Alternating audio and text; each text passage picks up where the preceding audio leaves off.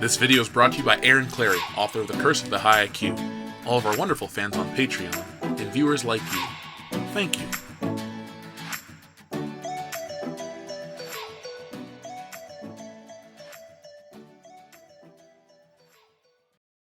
The following is a world-class Bullshitters exclusive.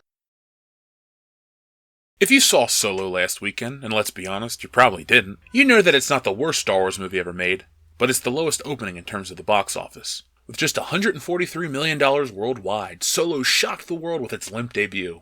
So now that the word is out and expectations are adjusted, maybe Solo can make a comeback, right? Wrong. According to The Wrap, things are about to get a lot worse for Han Solo. After posting a worse opening weekend than Justice League, and nearly every Star Wars film released since the turn of the century, things are about to get worse for Solo, a Star Wars story, as it faces its second weekend in theaters. The spin-off made just $143 million worldwide on its opening weekend, less than half of the $290 million global opening made by the last Star Wars anthology film Rogue One. The overseas markets that pushed the last three Star Wars releases to more than $1 billion worldwide are simply not showing up to this Han Solo origin story. And that means the film may not even reach the $500 million mark. Analysts who spoke to The Wrap said current estimated range for Solo's final global total sits at just $400 to $450 million. That's easily the lowest total for any Star Wars film, including the original trilogy when inflation is taken into account. Given the film's pricey production budget of $250 million after reshoots, Solo may need home releases and other ancillary revenue to even make back its marketing expenses and turn a profit. There's a ton of factors to consider when attempting to figure out why Solo is failing. Star Wars fatigue? Yeah. Dislike of The Last Jedi? Yeah. Mistreatment of the fans by Lucasfilm? Yeah. Those fucking white men? Oh, you haven't heard about them? Oh, they're the worst. They don't just ruin Star Wars, they ruin everything. According to the worst writer ever, Scott, my hairline is the only thing weaker than my arms Mendelsohn, who by the way I'm sure watches these videos because of all the free publicity we give him, put out an article titled this: As Solo a Star Wars story flops, are movies about white men box office poison? I'm not going to read the whole thing because it makes me want to puke that this garbage is considered journalism, but I'll link you to the entire thing so you can see the entire thing in the proper context. But that doesn't matter. It's all garbage. It's ironic that the first failure of the new Star Wars era is one where a white guy is in the starring role. Moreover, Solo, a Star Wars story, tanked harder overseas than in North America. We are comedically past the point where anyone should believe the conventional wisdom about minority-led movies or female-led movies struggling overseas. While I'm not going to argue that overseas audiences are drawn to big movies starring women and minorities more than the standard white guy, he's the special hero's journey, they sure don't seem to find them repelling either. Tomb Raider made $215 million overseas versus $56 million domestically. Moonlight made more overseas than in North America. Wonder Woman made $409 million overseas, while Black Panther made $646 million in foreign grosses, more than any other solo superhero flick save for Iron Man 3. And if it counts, Captain America Civil War. It counts, Scott. Pixar's Coco earned $805 million worldwide, including a record $189 million in China. Pixar hasn't had a non-sequel hit starring a white guy since 2009's masterpiece Up. It's no accident that Elastigirl's Holly Hunter is getting a superhero spotlight in The Incredibles 2. I'm going to stop right there. Everything he listed, save for Coco, is either a sequel or a pre-existing franchise that has been around for a long time. Wonder Woman has been around for over 70 years. Tomb Raider, over 20 years. The Marvel characters, 50 plus years. And The Incredibles, over 14 years themselves. The only reason The Incredibles 2 is having Elastigirl in the lead is because people like Scott out in Hollywood think that men need to take the back seat, and they're going to use this movie as the proof. The only reason it'll be a huge hit is because of the first one. That was about family, and it was such a huge hit that everyone loved it. But the Scotts of the world will try to spin it as female empowerment. Scott, do you get paid in tampons? Back to this trash of an article. While we claimed overseas resistance to big movies headlined by women and minorities, Dwayne Johnson has become big-scale movie star, and the Johnson/Kevin Hart Jumanji sequel topped $950 million worldwide. Rampage, starring Johnson and Naomi Harris, earned $413 million, while Michael Fassbender's Assassin's Creed earned $240 million. We pretend that China had issues with movies starring minorities or women, yet the last two Fast and Furious movie series topped $392 million a pop. Resident Evil, The Final Chapter, and XXX Return of Xander Cage topped $160 million in China. Black Panther and John Boyega's Pacific Rim Uprising snagged $60 million plus debuts. Yet the last Star Wars film left China in record time.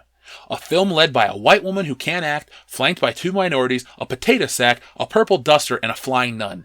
It doesn't get much more diverse than that, Scott.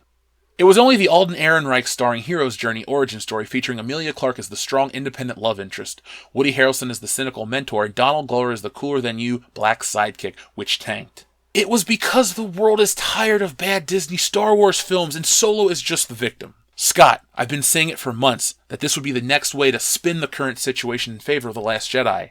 Nothing, and I mean nothing, will ever stick to The Last Jedi when you're talking to critics and people like Scott Mendelson. They're the problem. Those allegedly boycotting Star Wars over The Last Jedi ironically stayed away from the chapter more suited for their interests. I am hesitant to give the vocal minority who didn't dislike The Last Jedi, that's allowed, but viewed it as SJW propaganda, that's evil, too much credit. To the extent that it had any effect, you had some folks ignoring Solo either because they loved The Last Jedi or because they hated The Last Jedi. I never thought a Han Solo prequel was a good idea, but even I didn't see this perfect storm coming. Not every film starring a young white male lead is doomed to struggle overseas. Kingsman: The Secret Service. Not every female-led or minority-centric biggie is going to kick butt there either. Pacific Rim Uprising. And Abroad, Ghost in the Shell. Yet there's enough evidence to suggest that it doesn't hurt to have your movie centered around a racial minority or a woman of any color. The key will still be making movies of all sizes that are demographically specific movies. That's why It and Girls Trip were events, but King Arthur and The Mummy were not. Well, A Wrinkle in Time would disagree, Scott. Also, King Arthur's failure has nothing to do with the white male lead. Medieval tales are a hard sell. Kids today, hell, kids in my day didn't even grow up in awe of Arthurian legend. We had Star Wars and Batman. Stop trying to cherry pick to further your argument. Oh, and by the way, The Mummy was dead on arrival because of the marketing of the interconnected universe and the bad trailers. If it was Tom Cruise's fault, Mission Impossible wouldn't be on its 6th film. Guys like Scott Mendelson are the reason for racial division in entertainment. He keeps talking about demographically specific films as if black people can only enjoy black films and white people aren't allowed to enjoy white-led films. It's 2018. It's safe for people to like everything. If only black people watched Black Panther, the film would have flopped. Let's be honest, the film made all that money because it was part of the MCU. If Black Panther was some non-MCU made-up hero, not as many people would have went. But the MCU is the biggest thing ever, and it appeals to all races. Too bad the first film starred a white guy and just so happens to be the most famous superhero of the modern era. Speaking of the biggest things ever, let's take a look at the biggest franchises of all time to see if Scott's stupid theory holds any weight. Spoiler alert, it doesn't. So here are the top 10 movie franchises of all time. The Marvel Cinematic Universe, worldwide gross $15,482,764,918. By the way, I'm just going to say the $1 billion mark from now on. No surprise here, but most of the films have a white lead. People from every walk of life can enjoy these characters no matter what they look like.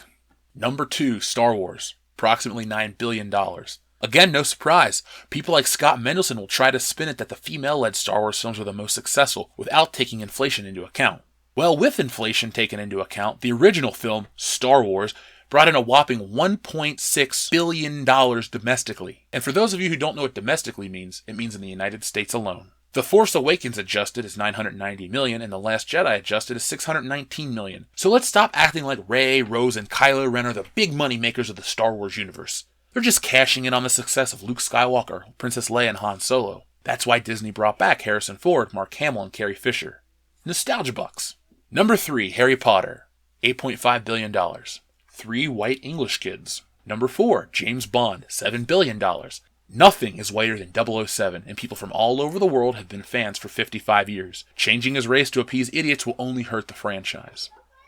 Number 5, Lord of the Rings, $5.8 billion. Are there any black people in Lord of the Rings? I've only seen part of The Fellowship of the Ring. Number 6, The Fast and the Furious, worldwide gross $5 billion. Let's remember, Paul Walker was the main star for most of these. He's white. Well, at least he was. But I don't know what I'd call Vin Diesel. Number 7, X-Men, worldwide gross $5 billion. Wolverine, anyone? Number 8, Spider-Man, $4.8 billion. They're trying to make the cast more diverse, but the main draw is Peter Parker, and he's white. Number 9, Batman, $4.5 billion. You don't mess with perfection. Batman's white. Number 10, Pirates of the Caribbean, worldwide gross $4.5 billion. Johnny Depp is as white as a man can get without being dead. So we've seen that the 10 highest grossing film franchises are all led by white men. So where would Scott Mendelson get this idea from? Who says that white men don't draw in audiences?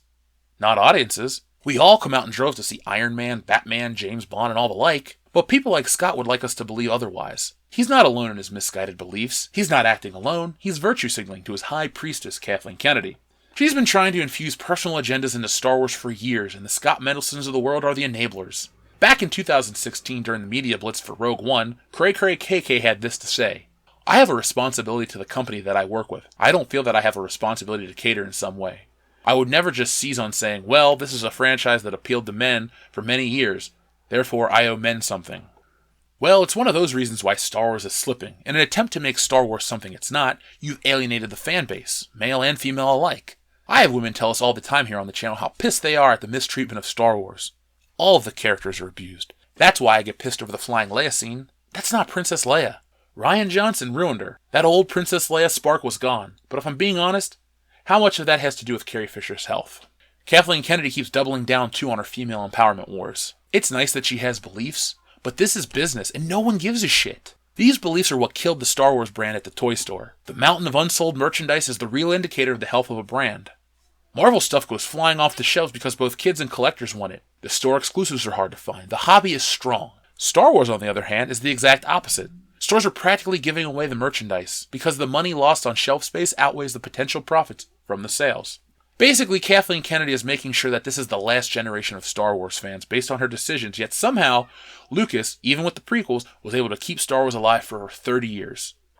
But hey, at least we get stuff like this. Don't worry, Disney is fine. Well, at least it's their own properties they're ruining. Shit. Well, that's it for today. What do you think of garbage articles like this? It's all too convenient that Solo happens to be the first failure. I'm not saying that Disney's paying people to crap on this movie, but what I am saying is they're not giving the people the incentives to praise Solo the way they did The Last Jedi, because The Last Jedi wasn't this tour de force in terms of creativity. It just ruined Star Wars. And if you're one of those people that think it enhanced Star Wars, why are we here?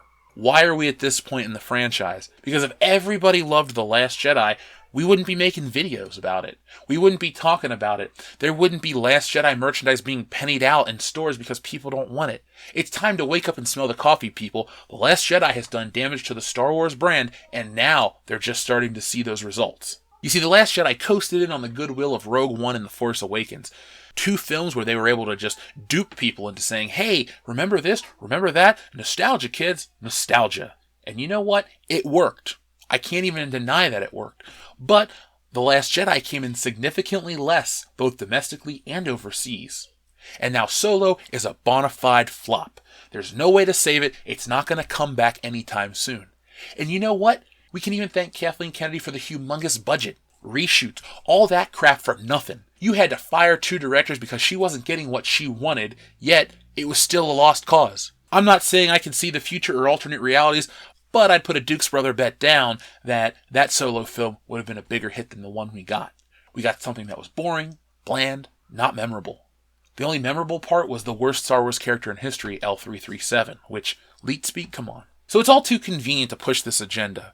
Solo is just the sacrificial lamb, and that's sad. Don't believe the hype for 1 minute.